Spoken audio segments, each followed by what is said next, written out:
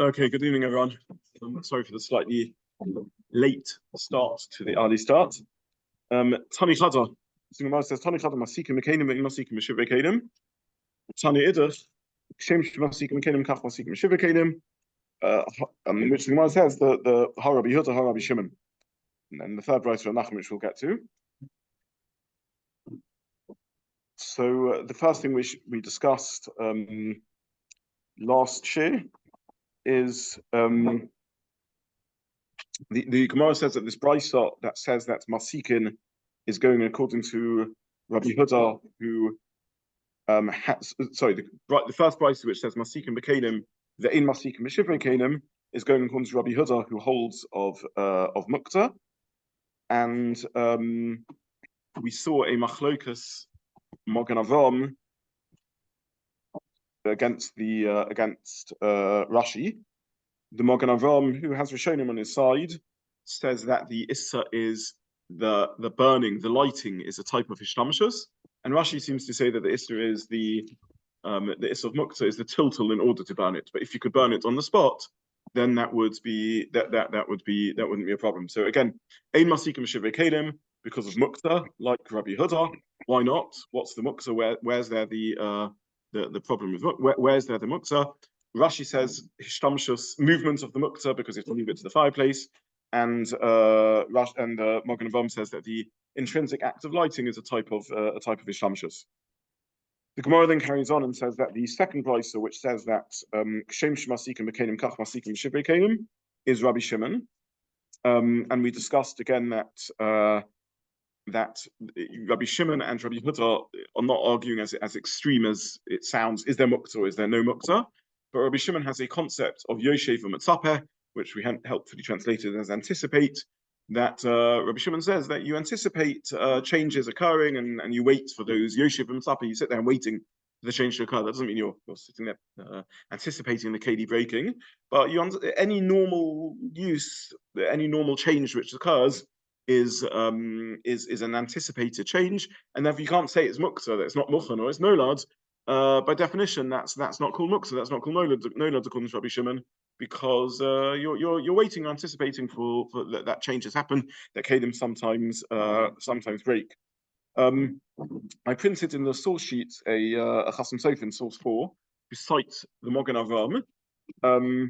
The Magen Avraham says that this is irrespective of whether it is a kli ru'ah or a regular kli. It's irrespective of whether it's a particularly flimsy kli that's liable to break or not.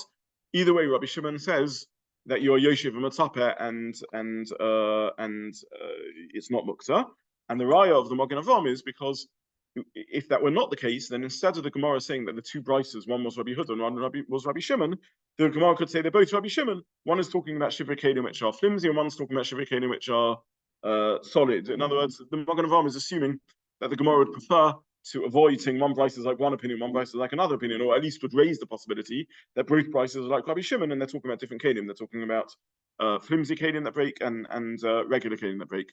So just to summarize, the Magen Avraham understands that Rabbi Shimon here is following his classic philosophy of Yoshev Matzapeh and his view that you anticipate, and Rabbi Shimon, he proves in the Gemara that Rabbi Shimon holds that all kelim are liable to break, whether they're particularly flimsy or not. That's really the first point that the Chasam Sofer makes. He then turns the argument on its head, or not on its head, but he sort of continues by the same line of thinking.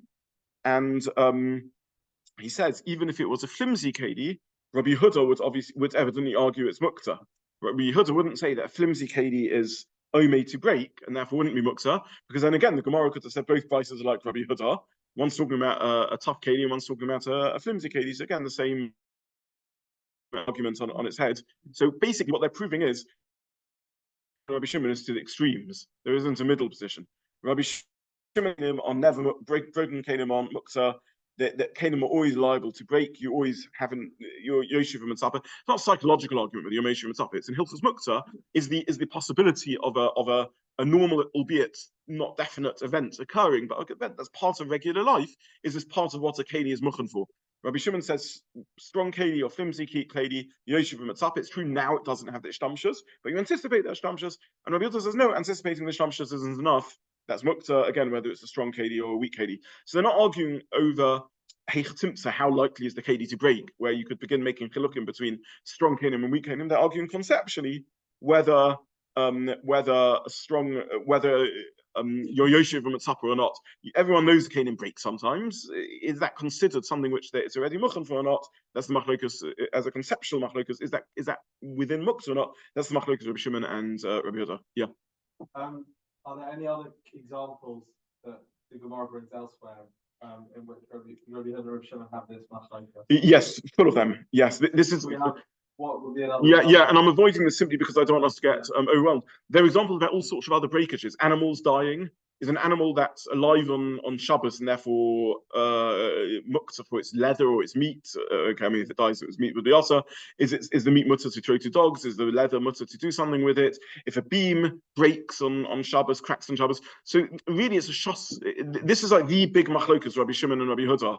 In the whole of Muktza, that Rabbi Shimon doesn't hold the Muktza and Rabbi Yehuda does. That's how the Gemara, that's the view brought down. Rabbi Shimon less Muktza. But when you drill down into the details, it really comes down to this argument of Yoshev and Mitzapeh, this concept of Yoshev or Mitzapeh. Well, it could be that there would be various chilukim like that. So even though they're arguing conceptually, it could be even Rabbi Shimon would say, if it's vanishing unlikely, I agree you're not Yoshev and Mitzapeh. Or even Rabbi Yehuda would say, if it's super likely, you are Yoshev and Mitzapeh. All you see from our Gemara is that there's a conceptual machlokus underlying it. But you could push them to the edges and ask Rabbi Shimon, how unlikely an event would something have to be for there to be Yoshev and Mitzapeh? Or ask Rabbi Yehuda, could there come a point where even you would agree to Yoshev and Mitzapeh? The Chasam Sofer, I don't want to go into it, but he kind of alludes to all of this. Yeah, he mentions Afilu Leman Zama that Moed Rabbi Shimon Bali Chaim Shemeisu. The second line of the Chasam Sofer, he says, even according to the opinion that Rabbi Shimon is Moed with Bali Chaim Shemeisu, but however with the Kelim not, and so on. So there's a number of scenarios with these sorts of things. It's unclear. There's extremes and then there's a messy middle. Yeah. Sorry. Okay, good. So that's really all I want to say about this in a sense. Just to actually, I'll say one more point, but I don't want to get overly drawn into Rabbi Shimon and Rabbi Yehuda. Partly to stop this becoming confusing, and partly, if I'm honest, because I don't want to get confused either. It's just a sort of not shasugi, but a whole Muktza sugya. I just want to highlight one other point, which is a Ritza. Yes, I hope I printed the Ritza. Did I print the Ritza? Yeah, I printed the Ritza in source 3.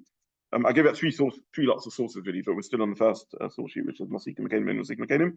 The Ritva simply assumes that even Rabbi Shimon,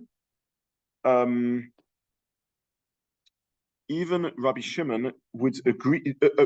Only means to say that these are not Muktza if they're royu for melacha, but if they're not royu for any melacha, even Rabbi Shimon were told that you're not allowed to burn them on Yom Tov. What sense would that make? Again, Rabbi Shimon holds that Shivrei Kelim you're Yoshev and Mitzapeh, but he says that, and therefore you can burn them, but that's only where they are roy for melacha. But if they're not roy for any melacha, even Rabbi Shimon would agree not. What would that mean? Sorry? Yeah, but why? If they're roy for soccer, and Rabbi Shimon holds Yoshev and Mitzapeh not.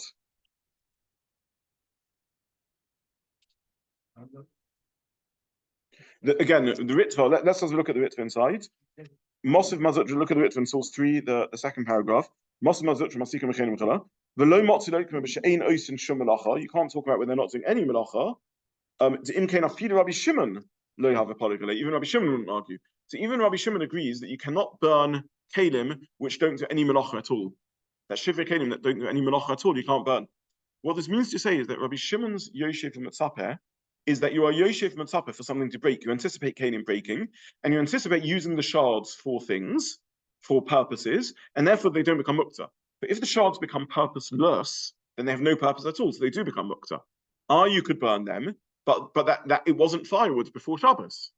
In other words, even Rabbi Shimon doesn't say you're Yoshev and Mitzapeh for Kelim to become firewood. That's a completely different sort of Ishtamshus. He says you're Yoshev and Mitzapeh for some lousy Ishtamshus, for things to break and still you do something with them.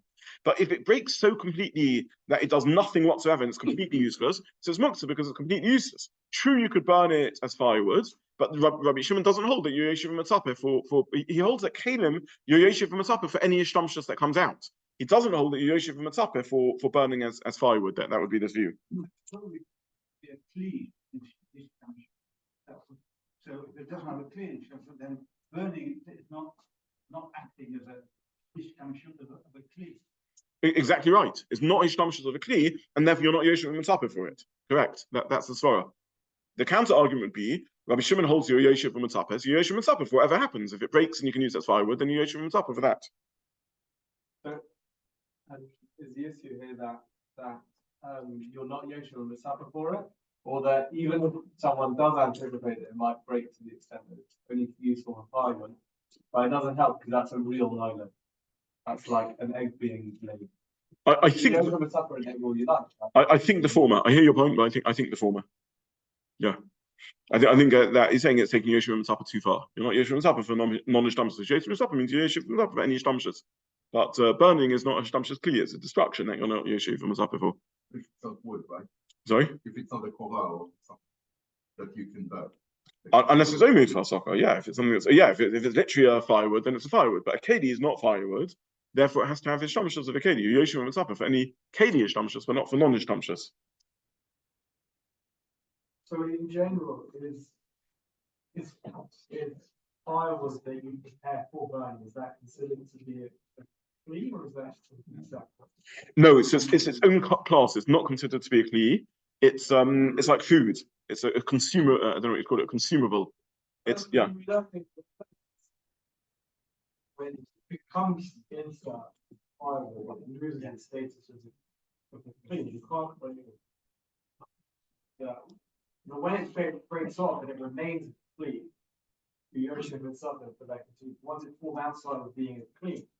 That's exactly the svara. Yes. Yeshiva Mitzapeh is a svara in a kli that even if it breaks and now it becomes another kli, it's still only for the ishtamshus. If it ceases to be a kli, you want to use it as firewood. Firewood is a perfectly respectable use of wood, but you can't claim that was inherent in the kli all along. Yeah.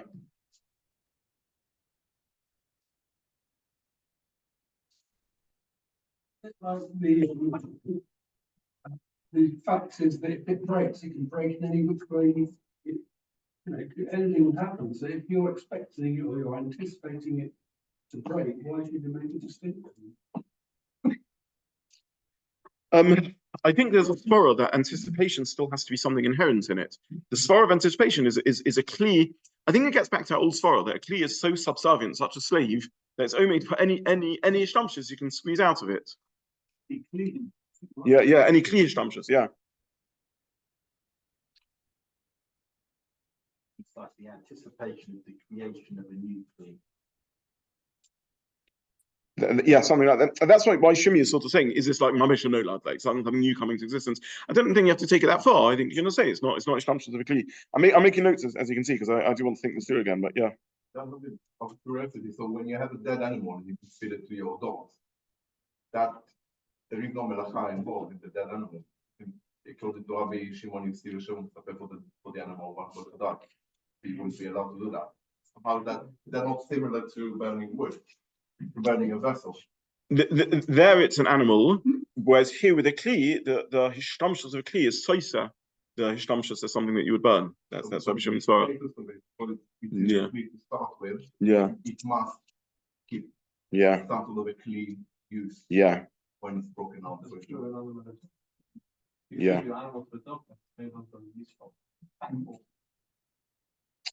Cow as well. Yeah. You can't pull your wagon with a cow that you Yeah. the dog. A cow, an animal is not as subservient to its role as a kedi. In other words, you can't redefine an animal as a kedi. It's an animal. The animal has a use, but it doesn't get redefined in that extent.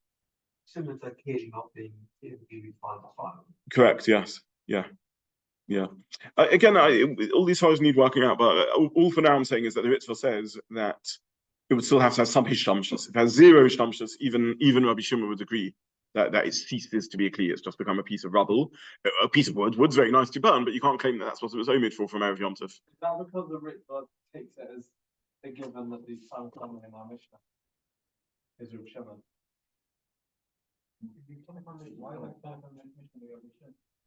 Partly because the Muktza is really that. So if there's a third shitta, the question is more extreme. If there was a third shitta, then first of all you'd perhaps expect the Mishna to say it. And according to the Ritva, the Tanakh is exactly the same as Reb Shana. It's a good question. What is the Tanakh synonymous with Shimon or not? But I'm struggling to understand why you see that in the Ritva. The Ritva is going in Mosif Mazutra, so he's simply asking the member of Masikim Kelim and Masif Shivrei Kelim, etc. Maybe that is Rabbi Shimon. Why can't he just say that's Rabbi Shimon? Just because in the Mishnah then it says it's a similar principle that you can be them the Kelim that are still have their melachot. The Mishnah is talking about Shabbos where there's no Asaka. Right, but it's the same. It's perhaps the same concept of whether it's. I hear your point. Your point is a good point, but again, I don't see why you see it in the Ritva. The Ritva is just saying a mathematical point that why can't Mazutra's member Rabbi explains us Rabbi Shimon answer because even Rabbi Shimon would agree that it's completely useless. You can't use it for Hasaka. The Mazutra is a sukkah of Hasaka. The Mishnah is talking about Shabbos without Hasaka. How do the two go together? You're probably right that the Tanakh does stand, but I don't see. No, not necessarily, because again, the Mishnah is talking about Shabbos. What would the Tanakh say about Yom Tov with Hasaka? Or what would Rabbi Shimon say about Yom Tov with Hasaka? You could imagine a universe in which Rabbi Shimon would say, Shivrei Kelim, even if they're useless, are still usable, are still mutter on Yom Tov to burn. Because maybe he could have said Shivrei Kelim, Yeshiva and Sapeh, when will the Shivrei Kelim become good firewood? You could imagine such a svara, right? It's not a crazy svara to a position to adopt. But the Ritva says not. Yeah, but I'm not comfortable with how you're phrasing it because what you're saying is true, but I'm not sure that in the Ritva you see anything about how he crunches the data of a Tanakh with Shabbos to Rabbi Shimon with Yom Tov. I'm not sure more what you see in the Ritva than that. That's all. Yeah. Okay. I just want to say one more point on this, really, on this lineup of prices, and then we'll move on to the next figure. The final price, the Gemara says that ein masikin lo b'kelim v'lo b'shivra kelim, and the Gemara says that's Rav Nechemia. Now, Rav Nechemia is our old friend, right? We learned Rav Nechemia, who says that Rabbi Nechemia says that kelim are only muchan for I'm blank on the phrase for tashmishon, for tzorich tashmishon. Sorry, yeah. So Nechemia says that kelim are only muchan. Sorry, tzorich tashmish hamiyuchat. That's the lashon. Yeah. So tashmish. Let's get the lashon right. Rav Nechemia holds. That's Rashi's explanation of Nechemia, but that's Nechemia's view that Rav Nechemia holds this whole idea that kelim are your slaves and therefore omed for any hishtamshus whatsoever. Rav Nechemia disagrees with. A keli is omed for a table is omed for tabling, and a chair is omed for chairing, and a pen is omed for writing, and that's it. This idea that every keli is automatically on Shabbos omed for because it's a keli, it's omed for any shtamshus. Rav Nechemia argues with that. So the first idea that ein masikin kelim, that you can't burn kelim on Yom Tov. Why should you not be able to burn kelim on Yom Tov? I mean, a kelim is not Muktza, so why can't you take a non-Muktza kelim and put it in a fireplace and burn on Yom Tov? The answer is from Nechemia, that's to be for Tashmish Hamiyuchado. Fantastic. What about the second half of the Halacha, Shivrei kelim? I don't understand. Shivrei kelim are firewood. They're broken kelim. Okay, there's a nice lomdish argument between Rabbi Shimon and Rabbi Huda about whether Shivrei kelim are mutter. Whether Shivrei kelim are muktza or not, but why does Rabbi Nechemia have to have a stance on that? Shivrei kelim are good for firewood, so why shouldn't they be allowed to be used for firewood? So Rabbi Nechemia is a svara in kelim. Kelim are allowed for tashmish hamiyuchad and not allowed for any other shtamshus. So of course I can't pick up the keli and use it for hasaka, but the keli is now broken. Very sad. Okay, keli is a choni levacha. Now I have shava keli. Sheva keli is firewood. Why can't I use the sheva keli for firewood? You can come up with all good theories why you can't use it for firewood, but what's that got to do with Rav Nechemia? Is that Rav Nechemia? Sorry. What Rabbi Nechemia holds that firewood is Muktza. I want to ask a question. Firewood before Shabbos, you have some firewood. Sorry, Yom Tov. Yom Tov comes in. Firewood is Muktza also according to Rabbi Nechemia. Muktza, of course, you're allowed to burn firewood on Yom Tov. So this is now firewood. It's Shabbat. Sorry?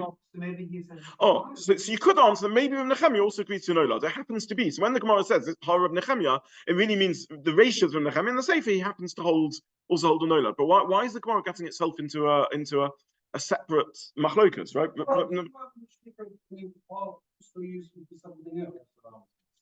The Shivrei Kelim are also useful for something else, okay.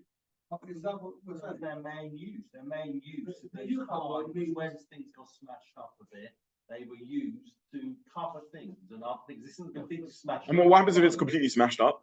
That's so Rabbi Nechemia's Shivrei Kelim is only partially smashed up, not fully smashed up. Yeah. Okay, so I got myself into a terrible tangle over all of this. I must confess, as everyone is, and I also got myself quite hot and bothered about it. But I think actually we're getting ourselves into some bit of confusion. Because, sorry, Jeffrey, you want to say something? It was useful, well, Nechemia says it was more it's the original Kli. As soon as it's not the original Kli, you can't use it. Yeah, I think that's the answer. I think it's much simpler than all of this. I can't finish all of this, but Rabbi Nechemia's lomdos is I think it's very clear. Let's just hear the story. Rabbi Nechemia's lomdos is that Kelim are only omeid for tashmish hamiyuchad. They're not your slave that's automatically muchan for anything you can do with it. So Shabbos Yom Tov came in, and this was a Kli. It was a bowl, a kneading trough, right? An areva. So it's muchan for doing keli stuff. We've got a nice machlokus, Rabbi Shimon and Rabbi Yehuda, as to what degree it's also muchan for slightly less good uses when it breaks. What happens if it breaks and it can be used to receive something? What happens if it breaks and it can only be used as a cover or something? What happens if it breaks and it's just become firewood and can't be used for anything? That's our topic. All of that is a nice subject, a nice debate in everyone else's world. But in Nechemia's world, if it's only muchan for tashmish hamiyuchla, then obviously it's not omeid for any of these other tashmishim. Of course, it's not omeid for breaking and for getting. It's not even omeid for when it's whole being used for something else. You have a perfectly good areva, and it's not omeid for any other use. It's not omeid for what happens if it breaks and then I can get another use out of it as firewood. Shabbos came in and it wasn't muchan for that. Just like on Shabbos, you can't repurpose it for another really fantastic use. You can't repurpose your mixing trough for a hat stand. You can't repurpose it if it breaks to become used for firewood. Of course, it's Muktza. It's not like they're just on a very wide definition of murder. You could phrase. I don't know if you have to come onto the word noilad. It's more basic than it's not something new popping into existence. He holds that kelim are only miyuchad in a narrow sense. Each keli is miyuchad for a particular shtamshus, and that's what Muktza means on Shabbos. Muktza means it's miyuchad only for a particular shtamshus, not for anything else. Sorry. It doesn't hold noilad. It doesn't matter. It doesn't matter. Implicitly, yes, the two are intertwined. But you don't have to come onto something new coming into existence. His point is that Shabbos, kelim are miyuchad for tashmish miyuchadem. They're not miyuchad for any other tashmish. And of course, kal v'chomer, they're not miyuchad for breaking and getting a completely different tashmish out of them. If you broke before Shabbos, then it's firewood. And economy, firewood. So before Shabbos, Yom Tov came in, let's not talk about Shabbos, Yom Tov came in, and you have firewood. Nice piece of Jewish history that this firewood was once a keli, but that's history. Shabbos came in, and this was Yom Tov came in, and this was a piece of firewood. Why is it a given in Rabbi Nechemia? It could be Rabbi Nechemia holds that a keli has got a use, and you're only allowed to use it for that on Shabbos. But why is it on Shabbos, Yom Tov, whatever? But why is it a given? Why is it inherent in that logic that a keli's use can't change on Shabbos and Yom Tov, and then have its own use, and you couldn't use it for the old use. You could only duck and use it for the new use. If not for neither. Because I think there's a svara here, and the svara is that kelim. Rabbi Nechemia argues with the whole concept that kelim are your slave, omeid for anything. If he held of that, which is for us as a basic svara, for the whole concept of klish melachot heter can be used for anything, is that it's true. Its main purpose was, and even klish melachot isas ledidon, we paskin is mutzah l'sorech gufay. So you have a pen, it's klish melachot isa, and nonetheless, if you want to use it as a door stopper or a paperweight, you can. So the whole logic of that is because all kelim are omeid for anything you can get out of them. Rabbi Nechemia argues with that whole concept. He says they're not omeid for anything else. I understand that, but where there's two things. There's whether you can use it right now, whether right now is omeid for a certain use. So fine, if it's a pen, it's omeid for writing. And if it's a kneading trough, it's omeid for kneading. But who's to say that what it's omen for can't change? Who's to say that- I'm saying there's a svara here that the whole basis of things changing is that they're muchan for that thing. There's a hachana even for an alternative plan B use of the KD, plan C use of the KD. A KD breaking is according to everyone how a KD breaks on Shabbos. So it's a new thing. How again not because an object pops into existence, but it wasn't muchan for that ishtamshus. The answer is enochanami. Either it wasn't muchan for that ishtamshus, or it was muchan for that ishtamshus because kelim are made for anything. In Nehemiah's mindset, I think it's very clear that Kal V'chomer he would argue that if it breaks, it's not made for that. Not convinced? No. Okay, we'll take this off group and think about it. Fine.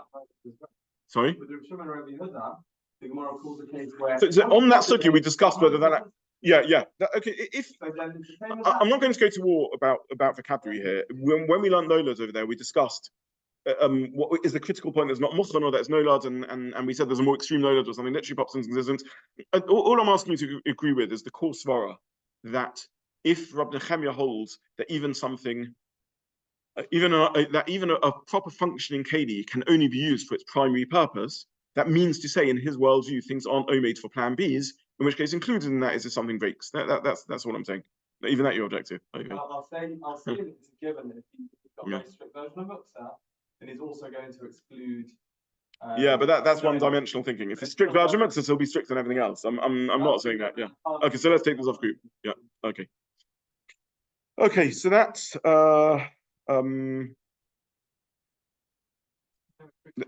yes. I understand the point of making that. So I'm not understanding why we need to go on to that because the fact that Gemara says these three bright spots, it assumes that the case is the same each bright spot, which the din is different.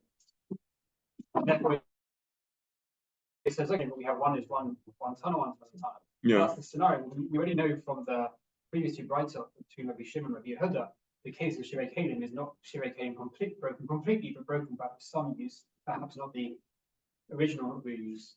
And therefore, when you see Rabbi Nehemiah's understanding of Shivrei Kelim, it must be that it has use, but for the original use, not that completely. And therefore, it's the same nothing of how Rabbi Nehemiah would see a kli. So we see Shivrei Kelim the same way. It's got use, but what is the use we are asking to do with it is not this use to this tashmish muchan. One second, help. I hear your point, but I'm a little bit stuck on the maths. In the first two brises, when the Gemara says Shivrei Kelim ein masfikin, is that Lamaiso, after all the discussion about what could have been and should have been and everything else, is there any limitation on what sort of Shivrei Kelim we're talking about? Or all Shivrei Kelim masfikin? I'm genuinely asking that. I'm just trying to think this. I've got myself in a bit of a. We have to go through the idea of the root, but there is a limitation. It can't be talking about a case where there's no. Oh right, the Ritzvah. If there was no limitation, then why is it? Okay, sorry. So I hear your question. So the first two brises, according to the Ritzvah, are only talking about where the K is not completely smashed up. In which case, we could say the same about the third brise. It's not talking about where the K is not smashed up. In which case, the answer according to Nehemiah would be in Plan B.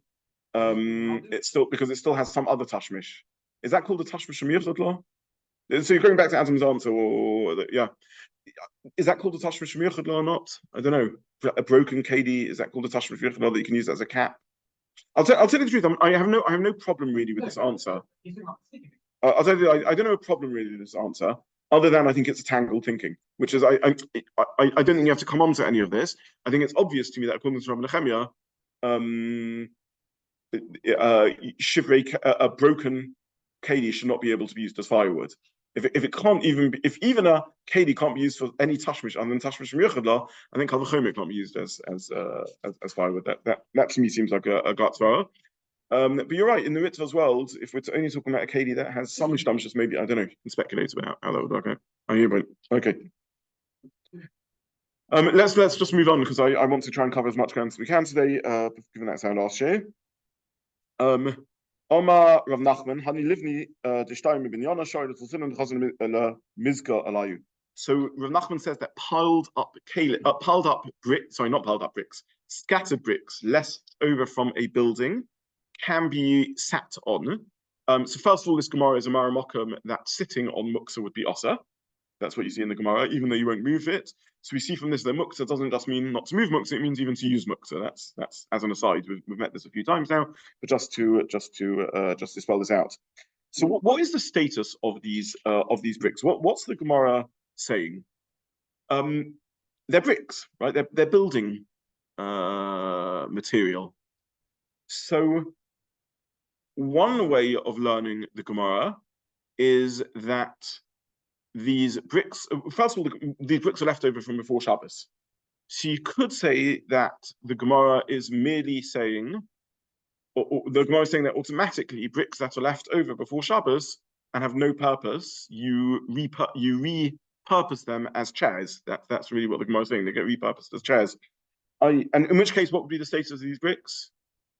I think, yeah. That's one way of reading the Gemara. And the Rambam, I think, says that, right? That's the Rambam. Yeah, that would be the Rambam in, I hope I printed it. Rambam in the next page, right? The next source sheet on Omar of Nachman Hani Livni Dishtaim Ibn Yonah. The Rambam in Perek Chavav Halacha Beis Levenim Shenish Min opinion Harin Klish Melach Teheta Neshurin Lahasiv Aleim. So you can consider them. So that's one reading of the Gemara. Is everyone with me? What I'm unclear on, right? You've got bricks, right? These bricks can be set on. That's a mathematical fact. The Gemara says you can sit on them. Model number one would be they are bricks, so they're Klish Melach Issa, and all the Gemara is saying is that they can be used tzorech gufay. Model number two is they're Klish Melach Teheta because they're just chairs. A leftover brick becomes a chair, like it's a piece of furniture. Yeah. Sorry, yes. It's the Lasha. The Rambam uses it, I think, also in Halacha that we saw before, and the Mishna uses it down the bottom. It's Klish Melach Teheta, and Mishna says Kadin Klish Melach. So it doesn't say it is a Klish Melach Teheta. It's like one. It's equivalent to one, and whereas the Mishna says that the din is the same as one. Why is it not just the Klish Melach Teheta? Why is it like one? I don't know. It's a good diuk. It's a fine diuk, but I don't know what that would mean. I mean, if it is a klish, if it has the dinim of a klish melach teheta, then effectively it means it is a klish melach teheta. The Rambam says, I don't know. Yeah.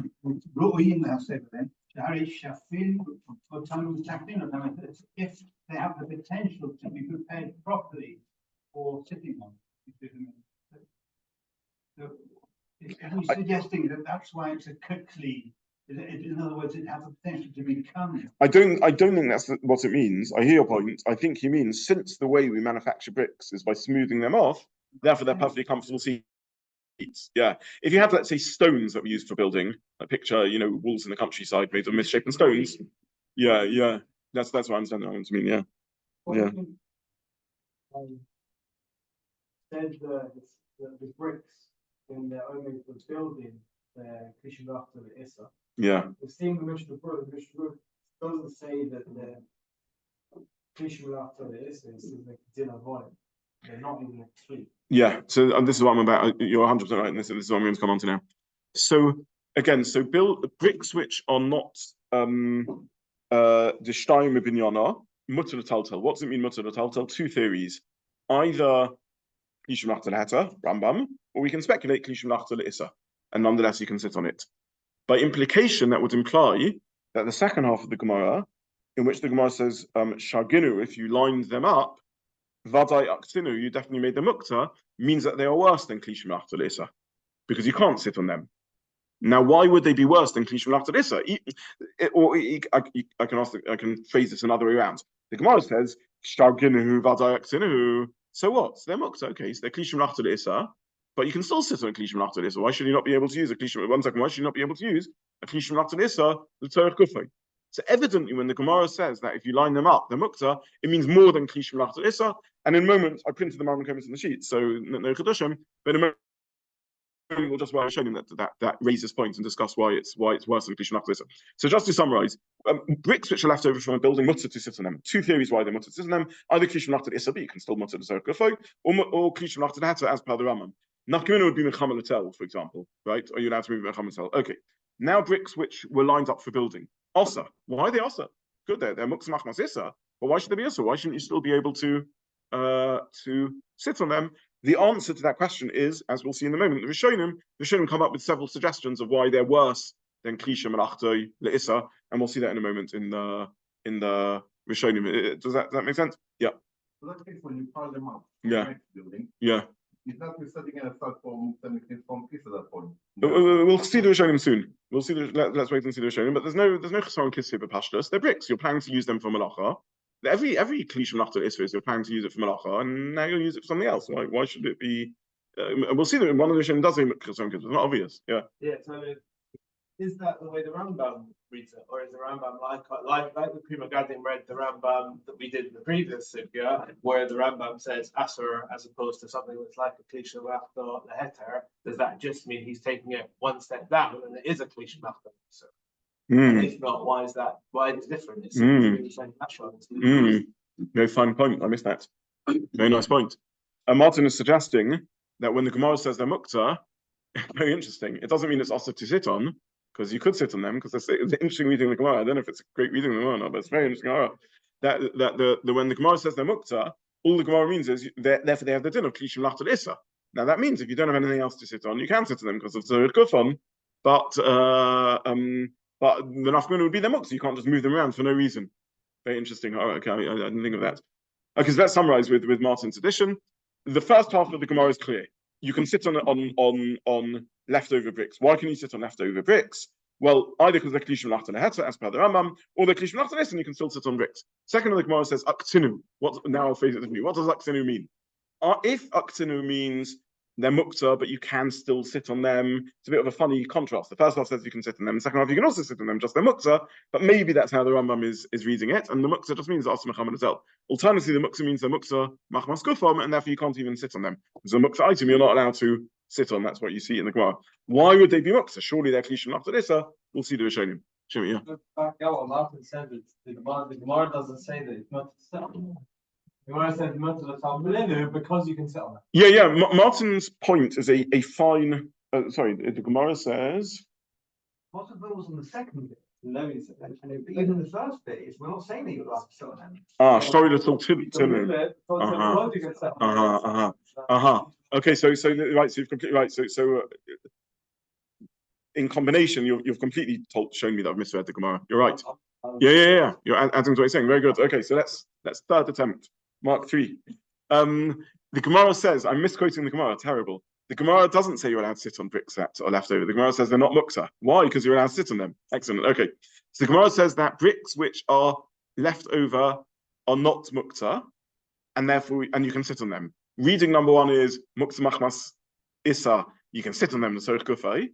And then the second half of the Gemara says they're even worse than that. They're even osa as mukta machmas gufay. Alternative reading number 2 is the Rambam's. They're bricks which are left over are klishim lachta leheta because you can sit on them. Bricks which are piled up for building would be klishim lachta le'isa, and therefore you couldn't move them. You couldn't move them for no reason. Is everyone? Is everyone? Okay, excellent. Good. Shkoich. Thank you. Okay, so why? First of all, why did I mess up the sugya? The answer is because I saw the Rishonim that all came up with reasons why they're not lachas gufay, and I went straight in that assumption. But it's wrong. The Rambam doesn't know like that. The Rambam says. You're correct. The Rambam says that their mutter, the pshat in the Gemara is the first half is saying klishim lachta leheta, second half is saying klishim lachta le'isa. Nice reading. However, the other Rishonim don't learn like that. The other Rishonim learn that the second half is saying muktzah machmas gufay. So let's just go through the Rishonim. So we'll start with the Ritva just because it's easier to understand. The Ritva says that the bricks get damaged by being sat on. Bricks are strong in the sense that they take a lot of weight, but they're not strong in the sense that clay easily chips. And therefore, if you would sit on them or use them for other things, they would chip, and that would be chesar and kiss. And therefore, that's why the muktzah machmas gufay.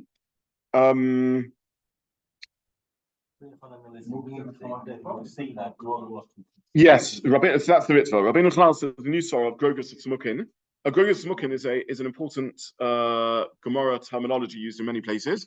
In that it seems back in the day they used to leave fruit drying on the roof. And they went through an inedible stage when they're not yet dry, and then so fruit starts off as a nice fruit, perfectly edible, grapes, then they become like, like when you've left a tomato in the fridge too long and they get a bit smatty and swollen, but without thing. So it becomes inedible, and then it dries properly, and then it becomes edible again. So that's an extreme type of Muktza, because inherent in it, when you leave them aside to dry, what you're saying is, I'm going to be patient and not stop the process of midway, because inherent in the process of using them now would be destroying their future. And that's another sort of Muktza Machmas Gufay. Again, a stone is Muktza Machmas Gufay. It has no use. It's not a Keli. Normally, you would look at Grogos and Smukin and say, okay, a smatty fruit drying on a roof is not the nicest thing to eat, but it's still edible. It doesn't become a stone. The Gemara says it does become like a stone. It becomes Muktza Machmas Gufay, because the very act of putting it aside to dry means that you don't want to destroy its future by eating it now. There's a kisses. There's a contradiction in using this delicate thing now to be able to use what it normally is. It's a delicate ismal shel mila. If I use it to cut my sandwich, I won't be able to do mila with it.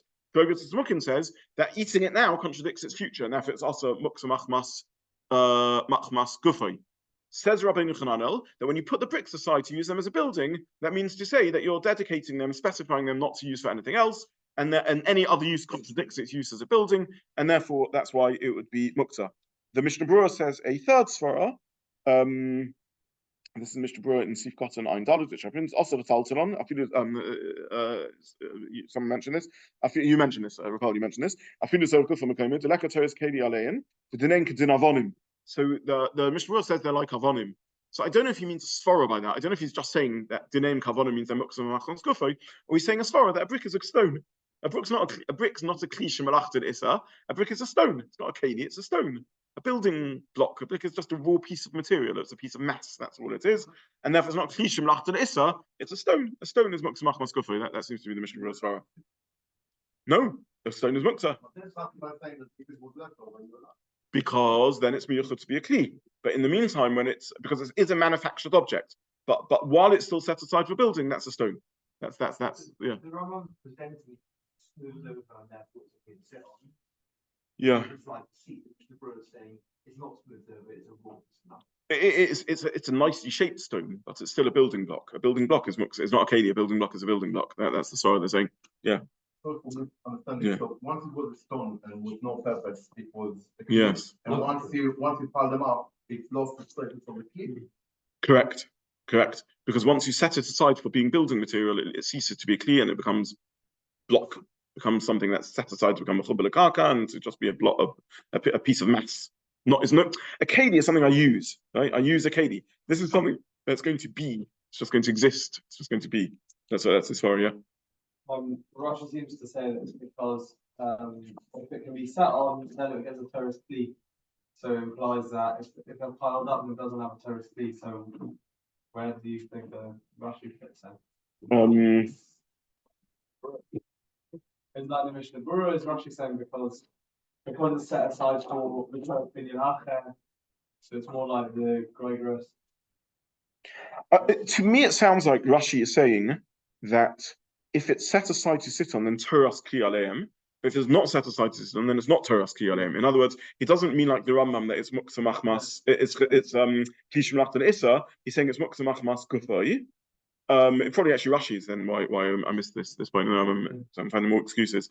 So Rashi says it doesn't have a Torah's kli, whereas if you whereas if it's a stone, it's a stone. Whereas if it's a brick that's set aside for building, it doesn't have a Torah's kli. Sounds like to me that's Stimas Dash Rashi. It's just not a kli, not because of Grogos or Smukin or any other story. It's just not a kli. It's a stone. It's a building block. It's not a kli. That's it sounds like to me. Yeah, maybe that's where the Mishra is getting it from. Yeah, that's what it sounds like to me. So he's just saying the simplest sorrow. It's a stone. It's not a kli. Yeah. It's not it's the same answer exactly. Where if it's set aside for building, it's like a stone. And if it's not set aside for building, it's like a seat. Correct. So exactly the same item. In one sense, it's a stone. In the other, it's a kli. Yeah. It's very interesting. That as you say, maybe that's why I actually was bothered by this more. What's the thing I'm trying to bring out of all this London? But maybe this is the point that you have something which is, yeah. It's an example of Gemara, it's left over from building work. Yeah. It's not a new brick. So it flips. There is a bit of a discussion whether you have to be miyachid it for that or have any machshava. But let's go with the stammer of the Rambam and stammer of the Gemara. You don't need to think. Yeah, it flips automatically. Sorry, you've been waiting patiently. Apologies. Yeah. Our approach of this is that it's inherently it's got twice pure on it because we're going to use it. But like the way Gemara is phrasing it is that it has a use inherently, and therefore it's right. When we said that it's as we pointed out with Rambam read it, it's the fact that you consider it means it's hinting to you that it's going to clean.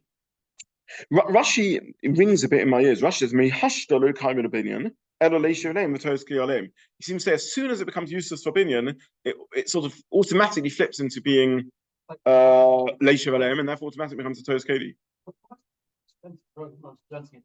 You consider it, and therefore it's going to clean because. No, because as was correctly pointed out, all the Gemara says is shorod till today. It doesn't say what's cause and what's effect. The Gemara just says the bottom line is not Muktza. Why is it not Muktza? So the answer is because, at least in Rashi's view, because as soon as it's not needed for binyan. Isn't that the cause?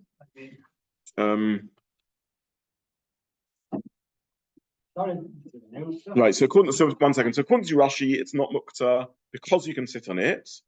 Therefore, it's a kli. And according to the Rambam, it's a kli because you can sit on it. Okay. Right, so here we're seeing the first chink in the Rambam, the suggested reading to the Rambam, but it does seem that's the way the Rambam learns the Gemara. You're right, according to the Rambam, what do you mean the chazi lemizgar? Shaginu, even if you line it up, it's also chazi lemizginu. The answer is it's technically possible to sit on it, but it's not omade for that. It's been set aside for something else. That's become a klishim after later. So the Rambam would have to learn the Gemara. Okay, we'll stop here, Rabbi. So we've gone over time. I wish everyone a kosher Pesach. Adam asked me to make it clear to everyone that the only reason we're not learning on Sunday is that everyone can help at home. So anyone who's not helping has to learn still. And I wish everyone, a kosher Pesach. And the Mitzvah will resume after Pesach. Thank you very much. Thank you.